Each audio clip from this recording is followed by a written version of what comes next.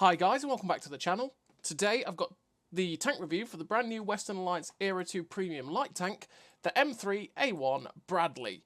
So it's basically just the Bradley from Era 3 at Era 2, which technically means it works better because I think the Bradley does just generally work better in Era 2.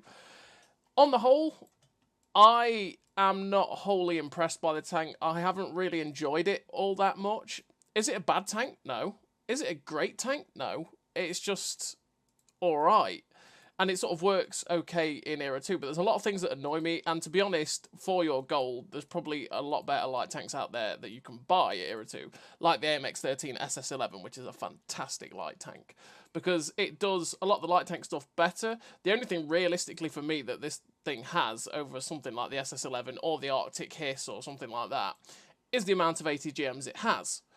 But other than that, to be honest, for what it is, I would probably much rather play any of the light tanks. I'd probably rather play the Ignis Pagatio over this, to be honest, because it is mainly a ATGM launcher, because this autocannon really isn't that good, and it's just really quite a frustrating gun to use, because you have to be really close in, but its intro isn't, what should I say, the way it fires is just not quick enough to put out the damage quick enough, like the 4AD machine cannon, for example, or a BMP2, you know, it doesn't fire quick enough to rack up that damage.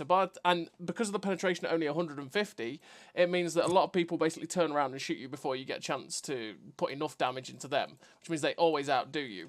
You basically have no armor. Obviously, you're a big, giant box, which means you're really easy to see in true vision, and your camo isn't actually that decent for a light tank either, which you can actually make better with camo net and stuff like that, but it just means that you get spotted quite easily, and you don't quite have the element of surprise on your hands as much. And naturally, this tank is also not that quick at 61 km/h top speed, which again, you make quicker, but yeah. It's got a lot of downsides that just make me go, well, it just frustrates me a little bit, and to be honest, I haven't really enjoyed it that much. Like I said, there's other tanks that I wish I'd just be playing instead of it. But like I said, does that make it a bad tank? No, I think it can still do something. A bad tank would be something that just can't compete, and it just can't do anything. This thing, because of the ATGMs and how high damage they are, and the decent pen, and the two-shot or the autoloader for it, you know, you can do damage and you can have some fun with it. But yeah, I don't know. I just haven't really enjoyed it, personally. But without further ado, let's get into the statistics of the M3A2 Bradley. So as you can... M3A1, sorry. The M3A2 is the Era 3 one. We've got 500 horsepower engine with 61 km/h top speed and a 28.9 km/h reverse speed, 25 horsepower per ton. Now, this tank, for saying it's got such a good horsepower per ton ratio and a 61 km/h top speed, it feels really quite sluggish to get off the mark, which is really annoying. I don't know what it is, but it feels like once you get past 40, that's where it really starts to kick in, you start to get going. But any sort of incline and anything that's slightly uphill and stuff like that, it just really struggles, and it just feels kind of slow.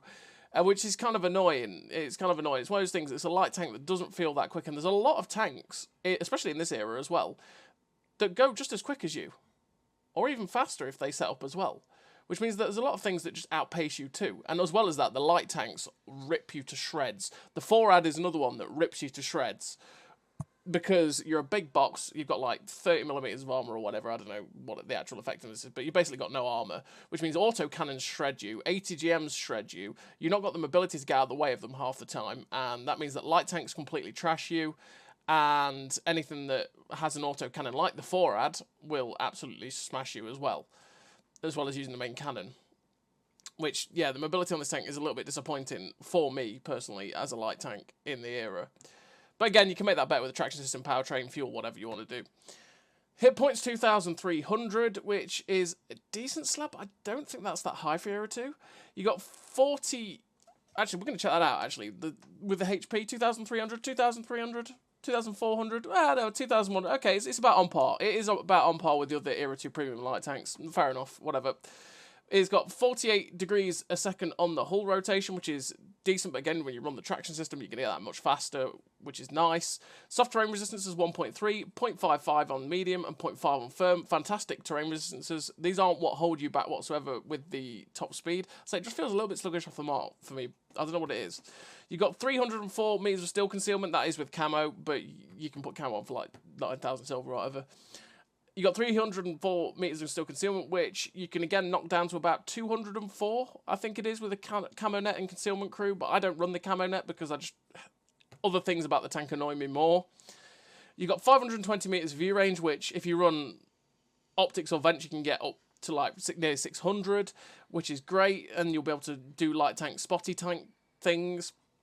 You got 6 degree a second turret rotation speed, which is great. It really outdoes the tracks, which means when you're going to try and go around people, you don't have to worry about your turret veering off target too much. You got 1.87 meters accuracy during rotation, which is not that great.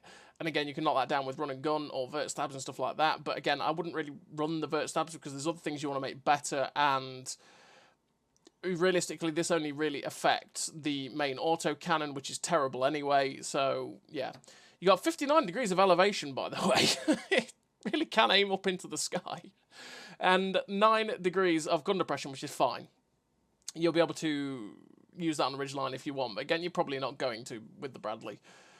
You got a 31-second reload on this Bushmaster. It does have a lot of rounds in the clip, 150. It's very rare that I've felt the need to truly unload all this clip and then reload it too. So it is a fairly long reload, but most of the time you don't end up firing this much at all. To be honest, you use it more as a mobile auto ATGM launcher, I should say. A mobile ATGM launcher. You got a 2.1 second aim time with it, with a 0.3 second intra clip, 0.39 accuracy, which is poor for this autocannon, which means that when you're spitting out the rounds with the 3.82 on the move, by the way, which is also not very good at all, it just means that you spit out the rounds pretty damn quickly, and they don't hit, really, which is sad. You got like I said, the 2.1 aim time is also kind of annoying for this autocannon.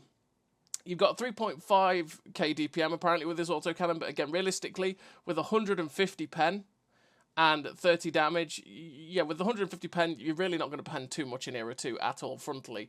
And in the sides, maybe, against the M60 or M48 variant type tanks, but the Russian tanks you don't do anything to unless you get their rear. You really have to rely on the ATGMs to do anything in this tank. Shell velocity is decent though, with 1385. You've got the... And here you go, you've got the twin-tube tow launcher, ATGM missile launcher. You've got 40-second reload, which does feel quite slow, especially since this ATGM intra clip is 12 seconds. You do get two of them in this clip. You've got 2 rounds, which are 630 pen on the standard, and a premium ATGM with 800. The premium ATGMs are just basically pay to win, because they've got better velocity and better pen, so they're just generally flat out better than the ATGMs that you have standard. But 630 pen on the ATGMs is enough to pen most things you're going to face, so that's fine.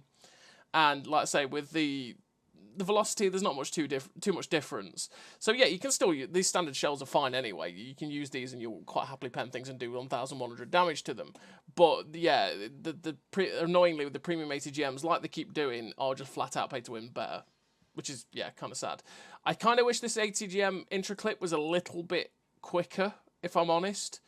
More like 9 or 10, so it's just a little bit faster than say something like the SS11, because this reload time on these two is really wide long. Because I mean, if we were to look at the SS11, which is what I'm going to compare it to a lot, because it's the other Western Alliance ATGM launcher. Obviously, this thing only gets 88 ATGMs, but as you can see, to load 4 of them, it gets a 32-second reload, which is, well, okay.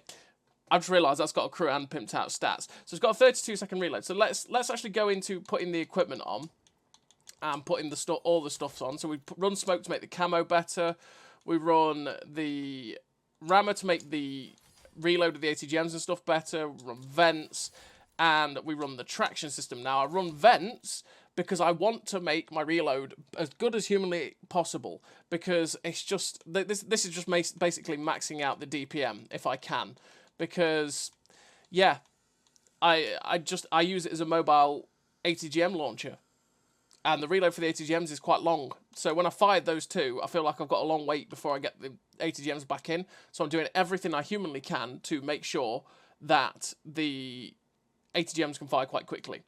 So as you can see with the MX-13 SS11, keep in mind that it's a 32.3 second. And the intraclip is 15, which is 3 seconds faster than 3 seconds slower, sorry, than the Bradley.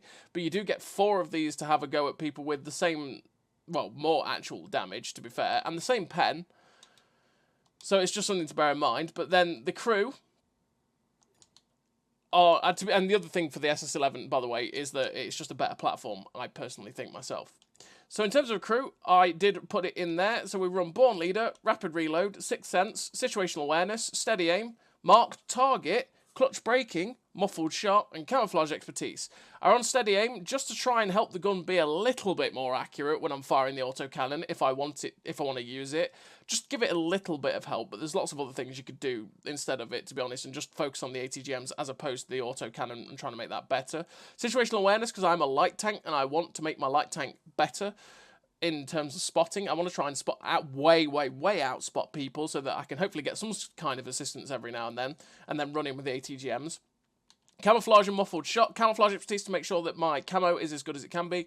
Muffled Shot to try and reduce the camouflage factor after firing by 35%, especially for the ATGMs.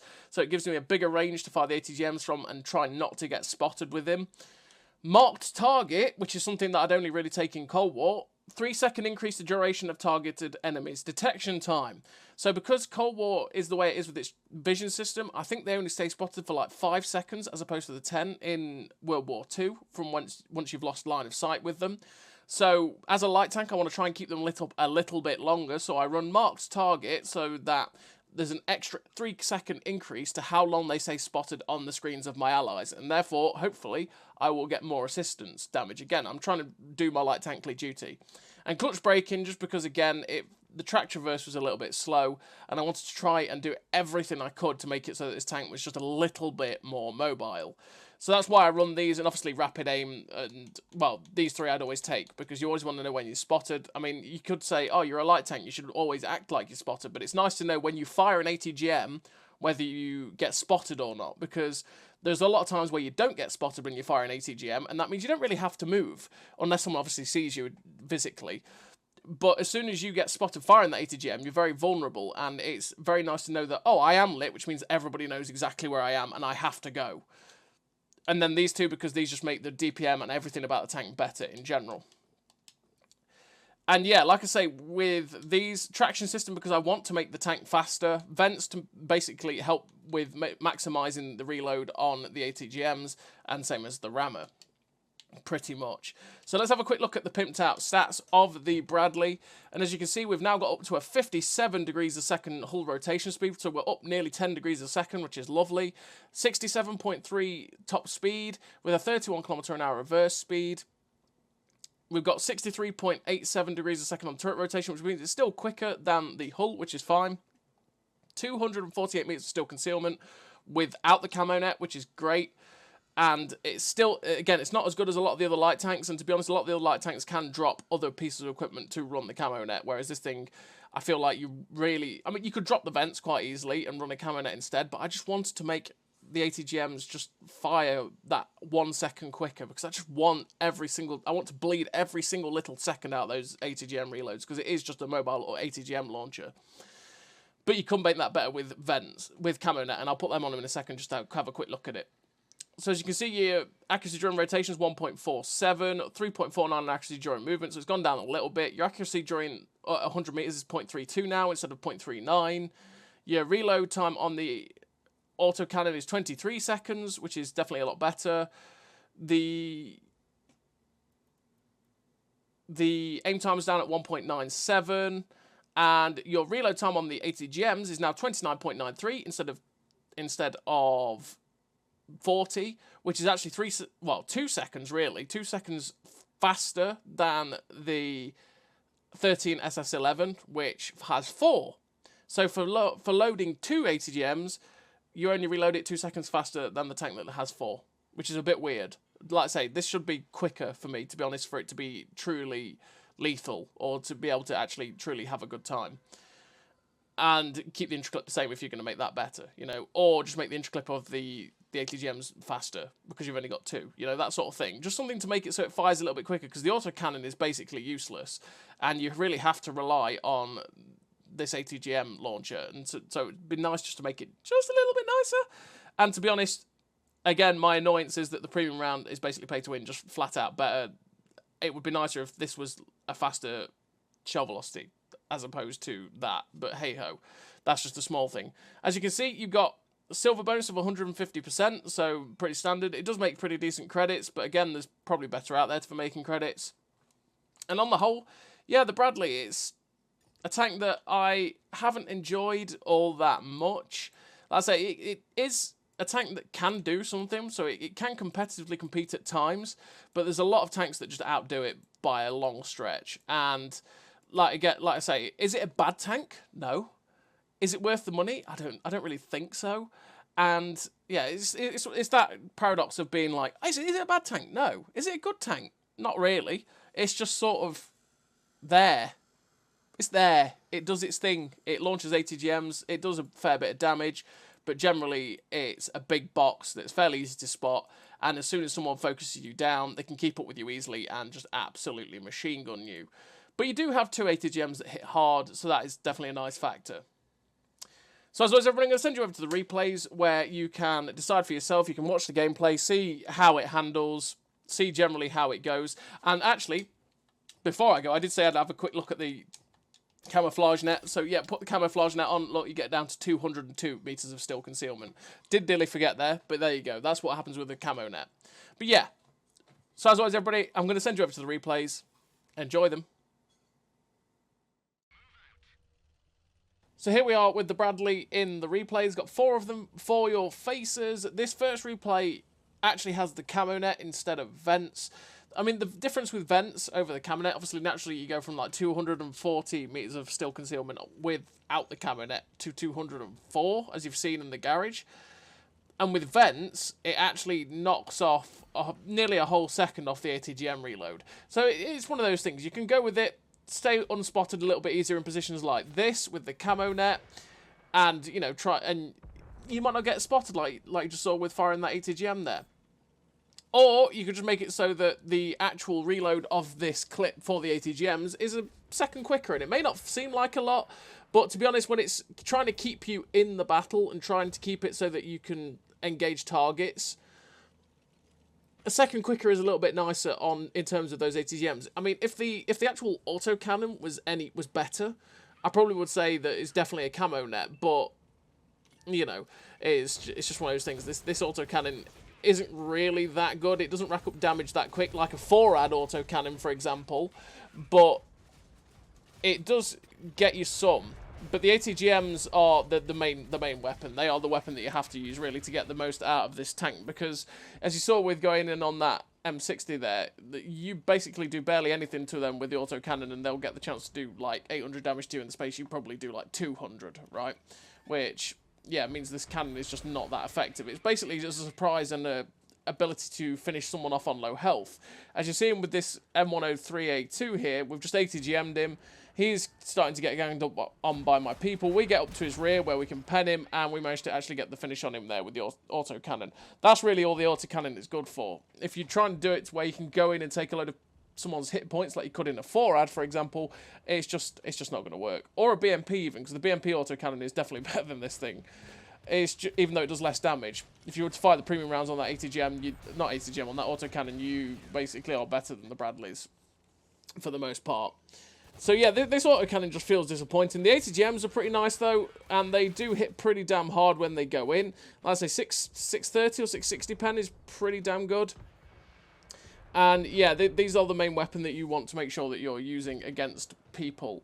These first 2 replays are sort of the more average games I've had, the sort of the more lower end average and the higher end average games I've had. And then the 2 replays after that are just 2 sort of solid replays in the tank, really how you need to be playing it to get the most out of it, pretty much. And yeah, this game on counter so far, it's 2.8k damage, 2.6k assistance, so it's going pretty decently so far. The ATGMs are nearly in, and we're just going to go in and try and get some shots into this WZ-122 and the AV. As you can see, there's no point wasting the ATGM on the 122 because, well, he was low enough to get him with the autocannon, although it took a little bit to get him with that autocannon. And unfortunately, an AV is not a good target for these ATGMs, so we basically did nothing against that guy. Aiming up the ATGM onto this T72M1 though, he's in an awkward position. We aim it for the middle of his tank, and unfortunately, it just does not go in, and that leaves us with no damage on that guy, because the Russian ones are really awkward to shoot with the ATGMs like that. As you can see, we're just auto-cannoning this AV, and we just about get the kill on him. It takes a long... Again, if we're in the 4-ad there, we probably would have killed him a lot quicker than we did. And, yeah. I just feel like the 4-ad autocannon and the BMP autocannon are just so much better than this thing. And then, if you think about the main gun on, obviously, the 4-ad, it's really, really good. It's got the same mobility, pretty much, as this tank has. And it's just generally better at doing damage. The BMP obviously also has very good auto ATGMs as well. Yeah, I just feel like there's other tanks that do better than this tank. I mean, as you saw in the garage, the SS11 reloads it in 3 seconds slower than this tank does for 4 ATGMs. Now, granted, it does have worse intraclip as well. But that thing doesn't get the option to have a rammer. This thing, you have to have the rammer to get better than that SS11 in terms of that reload, which then just takes away a slot for everything else in the tank, like maximising your camo and stuff like that. It's just where I feel like this tank does fall down a little bit. I just wish the reloads were just a little bit better in terms of maybe the intraclip or the standard reload on the ATGMs. And then you don't really have to compensate for this autocannon, to be fair. But we finished the game there with 2.8k damage, 2.8k assistance, sorry, 4k damage, because we got a bit of spotting at the start. We get that new medal for damaging more targets than anyone else with ATGMs, at least 3. 1381 base XP, a pretty decent game for the M3A1 Bradley there on Kaunas. Like I say, that's probably the lower end of the average games that I've had. This is probably the higher end of the average games that I've had this second replay. And we're on this map, which is... It's in the top left corner now, Swamp. We're on Swamp. And what we're going to do is we're going to go to the position at C7, in the hopes that we can hopefully launch some ATGMs at people that do the crossing along the 0 line. But in Cold War, it doesn't always happen anymore that people try that and go into that corner at A0, you know what I mean, up that line. A lot of people tend to just do what happens on a lot of Cold War maps, where one team goes full one side, one team goes the other. And it tends to be that, in my experience of playing Swamp in Cold War recently, Era 1's different, but Era 2 and 3 has been that the team basically charges B line, then down the 9 line, finds no one, gets to their cap, and they charge up the J line, down the 2 line, get to our cap, don't really find much resistance. And that's the way it is. We've got a nice team split, though, in this game, and, well, you are going to see that does happen with their team. They basically, as you can see, with where we are in terms of position, we're very advanced, and we get to sit and launch an ATGM. We were launching it at the Magak, but then we saw a BMP drive in front of him, and it was like, maybe we can get that ATGM into the BMP, and it actually goes in. Now we launch a second ATGM at this Magak 5, but it gets towards the smoke, and unfortunately smoke just makes your ATGMs fly off into the distance, and yeah, we missed that shot. But so we start the game with 1,000 damage, 1,055 damage, which is decent, and like I say, as you can see with this game on Swamp, they've sent absolutely no one down this 9 line whatsoever, which means that all our tanks that have gone down the 2-3 line are being killed by their entire team, which never ends well, because they can just kill everyone in that sector and then come back and attack us, which is kind of awkward. So you can see we get spotted and detected. It's like, what is going off? Oh, it's an RDFLT, okay. He helpfully just sits there and takes the shot because he was focused on trying to shoot someone else. Our other light tank's gone in on him. We've nearly got the ATGM in, so it's like, okay, I've got this for this other RDFLT. Aiming for his back end, and unfortunately, just as it was about to strike him, he gets out of the way. We're trying to get him with the autocannon, but the shots are going absolutely all over the place. Like I say, that autocannon is basically useless unless you are directly behind someone, because that's the only way that any of those shots are ever going to really hit them reliably, which is kind of sad. So we're just going to wait for the ATGMs to go in, because like I say, this tank is basically a mobile ATGM launcher. You just wait for the ATGMs to go in, then come out and start slamming people with them. So we get a nice shot into the top of the Conqueror there for 1279. We're just waiting for the intraclip for the second ATGM so that we can launch it at this G.I. Joe Wolverine. And as you can see, he's right there. We'll launch the ATGM, aiming for his side, and it goes in for like 1,090. Beautiful stuff. Pop the smoke so that they can't see us anymore, so we can pull back and get the reload in. But now I'm deciding, okay, we know where their team is. What I want to do is try and get into a position to, again, get these ATGMs off. We see this Enigma, and this Enigma is definitely a target. So we're going to pull to this ridge line here, and then hopefully we can launch it at this Enigma. But we are going to make a mistake while we're doing it. So we basically go, hello, Mr. Enigma, let me just slap this shot into you. There we go, straight in, track him, well, set them on fire. And I'm like, oh god, no, I've just driven in front of their whole team. What am I doing? Right, I'm just going to drop it into this dip. Yeah, we lost a quarter of our hit points for that, and unfortunately, we get shut down. Gravity, unfortunately, as soon as you leave the ground on the in Cold War, you just basically lose most of your hit points doing that. We finished with a 6k damage. Again, that medal for getting the most ATGM hits. 6.1k damage on a loss. Sad times, but realistically, I threw myself away there where it was just bad play. And, yeah, we ended up getting shut down and we lost the game, which is, again, a sad time. As many sads as possible, because it was sad. But we're on to the third replay. And the third replay, we are on Thickball Ridge. And on Thickball Ridge, I am going to go to the position at G5. I'm basically going here on this ridge here, because from here, I can see the people, if I can spot them, that is, physically.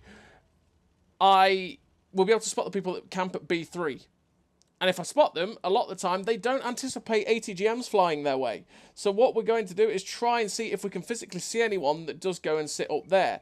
But we end up spotting a Centurion 9. It's like, okay, I've seen him, and I'm trying to see anybody if I can. Just looking in the known spots where people sit. But currently, I am not physically seeing anyone. We're not seeing them, so it's like, okay, you know what, we're going to move up. We're going to do our light tank lead duty, and we're going to move up, try and see if we can spot anybody else. And yeah, by the way, these next replays are done with the vents instead of the camo net, pretty much. And yeah, so we're getting that extra second of reload on our ATGMs. So we're going to move up, see if we can spot anyone along the one line, because that's where, again, where people tend to sit. And we're just in a position where we can't quite see anyone. So it's like, oh, you know what? I might launch an ATGM at this 55 Enigma. He's in a position which is kind of awkward to hit, though. And unfortunately, the ATGM just flies wide. We actually spot a Leopard 1. And we're just about to get the ATGM in, which is nice. So he's in a position where we might be able to get the shot in. We're just aiming for his back end, but unfortunately he pulls back behind the rock. But we did get 1,000 spotted on him, which is very, very nice. And you will notice in these replays how much mark target actually affects how long they stay spotted for, which is great. Because they stay spotted for far longer than they normally do in Cold War, which means that your team has longer to get their sights in, give you more damage for shooting them.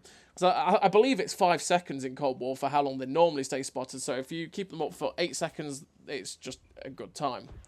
So as you can see, we've creeped up behind this Centurion 9, and we get a lovely shot through the top of his turret with the ATGM for 991. And I don't feel like there's many people here. We end up spotting the Chieftain Mark 5 at the back. But I want to get in and assassinate the Centurion 9, because he won't expect me to just charge in behind him. We launched that shell in there to basically put him in terms of a one-shot, or should I say, in terms of killing him with the autocannon.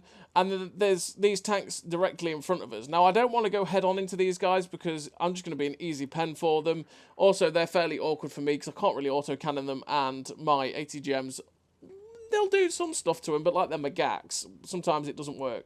So I'm just going to come see if this Chieftain is still here. And there it is. The Chieftain is there. I'm going to pull back behind this tree, see if that will save me from getting spotted. Unfortunately, it doesn't.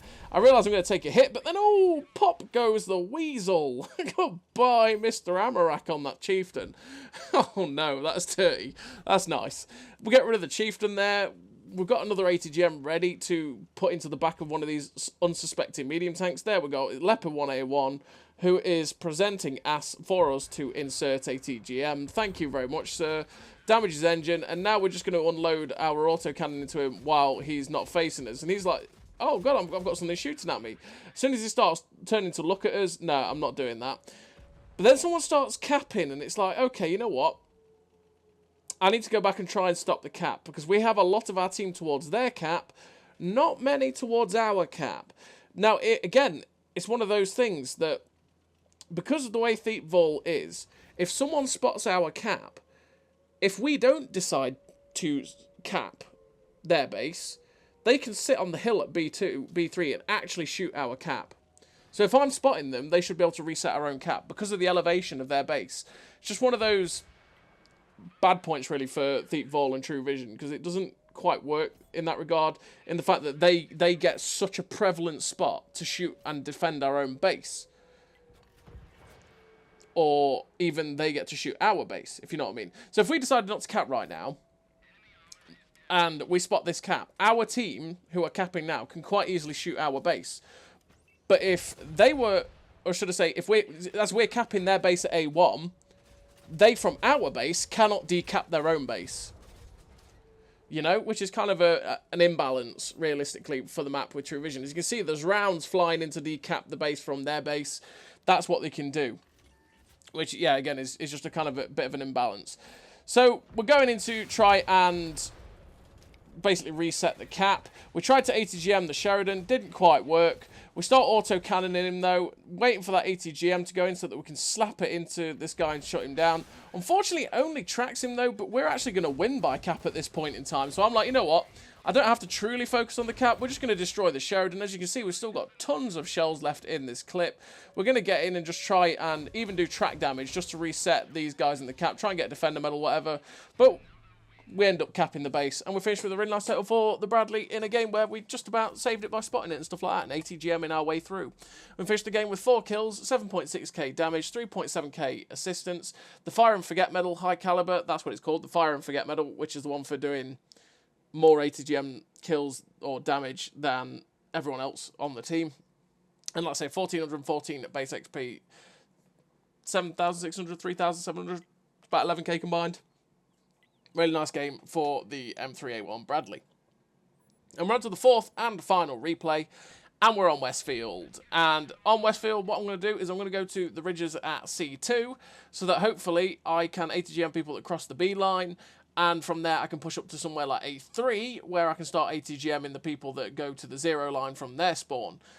And we'll see how that goes realistically. Because, you know, if they send enough people this way, it could get a little bit awkward because I'm going to have to start ATGMing people over ridge lines, which means we're definitely taking hits. But also, when you're fighting on these hills at C3 on Westfield with True Vision and that, it's quite easy for people to shoot you from F0, which then makes it awkward in general to fight this flank. So this Ignis Pagatio is going to basically go up on top of the ridgeline and see what he can spot. He ends up spotting an M60A2 and 2 other mediums. Not much is making that cross, though. So I'm deciding, you know what, okay, we know where this M60A2 is. We know where the other guys are. We're going to do a trick with the ATGMs when we launch it at that guy. And that is, we are basically, as you can see, I don't want to get spotted when I fire my ATGM. So while we're behind the ridgeline, we fire and then pull over and go, well, hello, Mr. M60A2. Nuclear warhead incoming as it launches down. It's really quite funny to watch it when it does it. It goes up and then down and slams in. And we do it again, 1,000 damage. We're not getting spotted while we've launched this. We try and get the shot into that M60A2, but he's a bit wiser to it this time, and unfortunately we missed that shot. And now, because there's no one really pressuring us, we're just gonna wait for the reload of the ATGMs. Because there's nothing, the autocannon can't do anything at this point. There is nothing. The autocannon is completely useless at this point.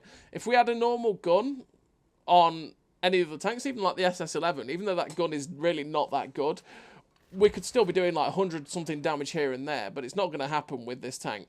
Now we've got the ATGMs in though, we're just aiming for the Chieftain, which thankfully the shot goes straight in on him after he'd been unspotted. We're just going to poke up to see if we can actually see the other guys anymore. We'll fire another one, and we're just aiming for that Chieftain again and his friend. We get the nice shot into the M60, and we end up taking a hit in retaliation, which is a sad time. But we get a bit of tracking, which is good. And once again, we're back into that ATGM reload. There is a medium tank at C4 that we just got to be very careful of. But he looks like he's going back into the town, because it would be a bit silly for them to go into us at this point in time, because we do have a lot of team backing us up, and they would get wrecked very, very quickly.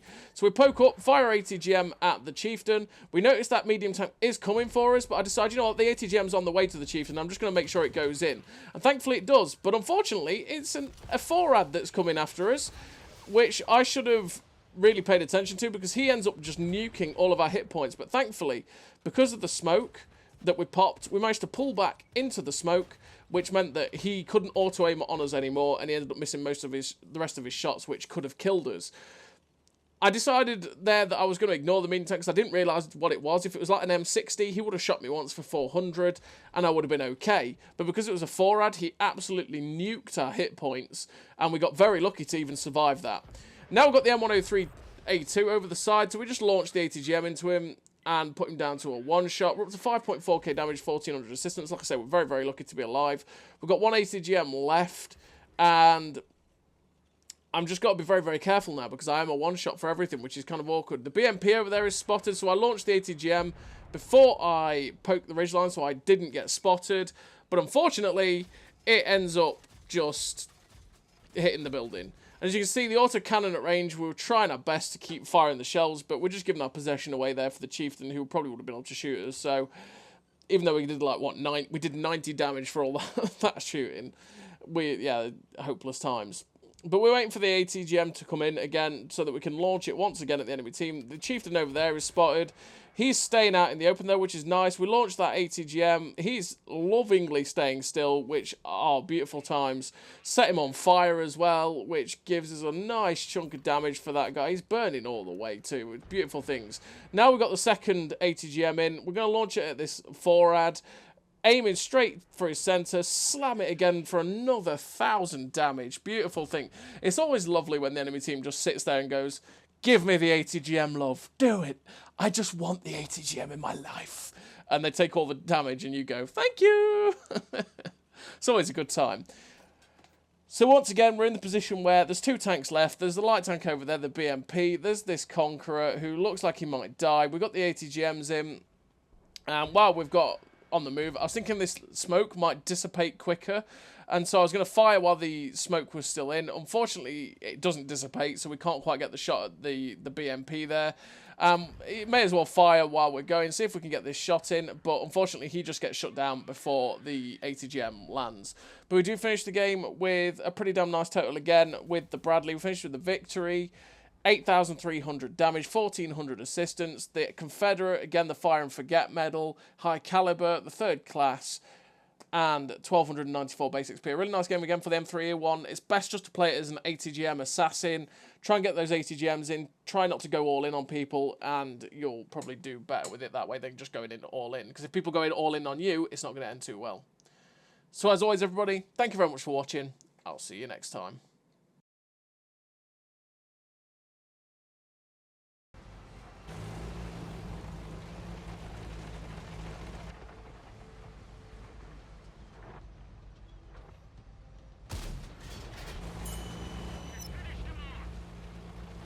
A great success!